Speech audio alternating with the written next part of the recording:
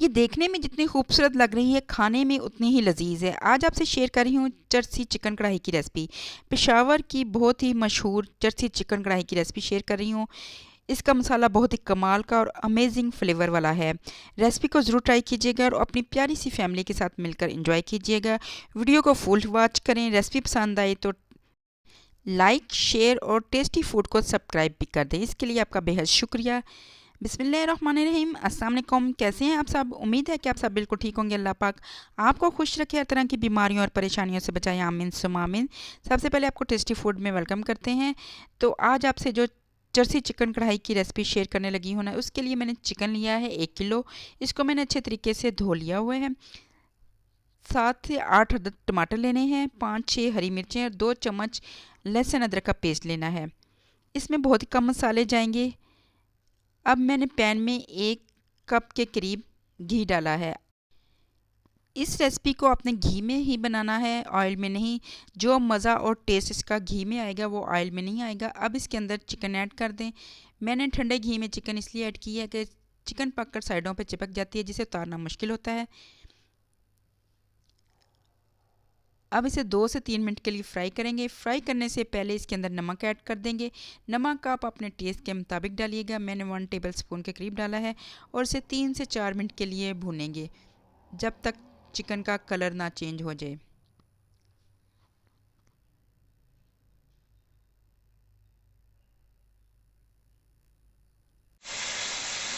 तो यहाँ पर देखिए जी, माशाल्लाह से चिकन का कलर चेंज हो गया। अब इसके अंदर 2 टेबल स्पून के करीब लहसुन अदरक का पेस्ट डाल देंगे और लहसुन अदरक के पेस्ट को भी चिकन के साथ भूनेंगे 4 मिनट के लिए।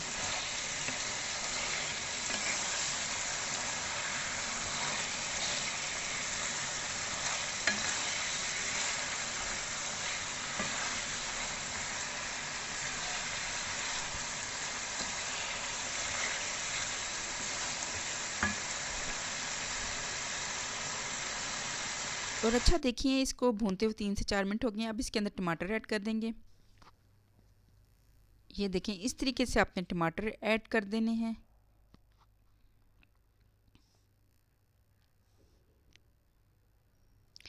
टमाटर ऐड करने के बाद आपने इसे 3 मिनट के लिए ढाँप के रख देना है, ताकि टमाटरों का छिलका नरम हो जाए।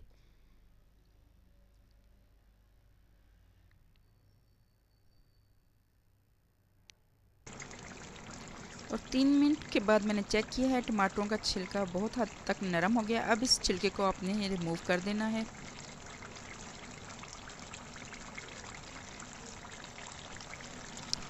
सारे छिलकों को आपने इस तरीके से रिमूव कर देना है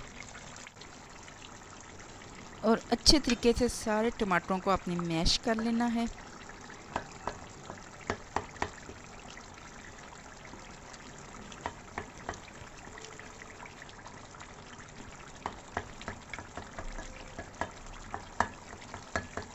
और इस तरीके से आपने चम्मच की मदद से सारे टमाटरों को मैश कर लेना है और इस चिकन को इसी टमाटरों की ग्रेवी में भूनना है।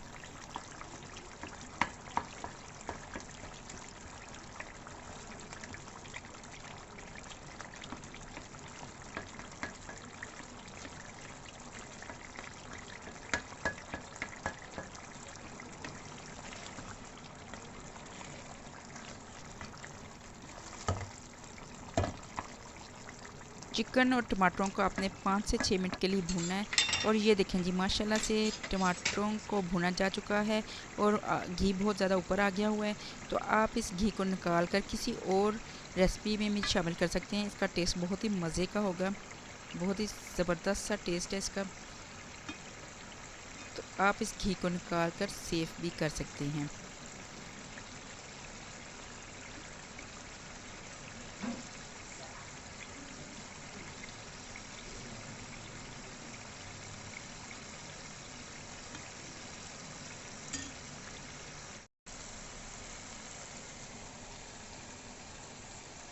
और देखिए जी, मैंने एक्स्ट्रा घी निकाल दिया है।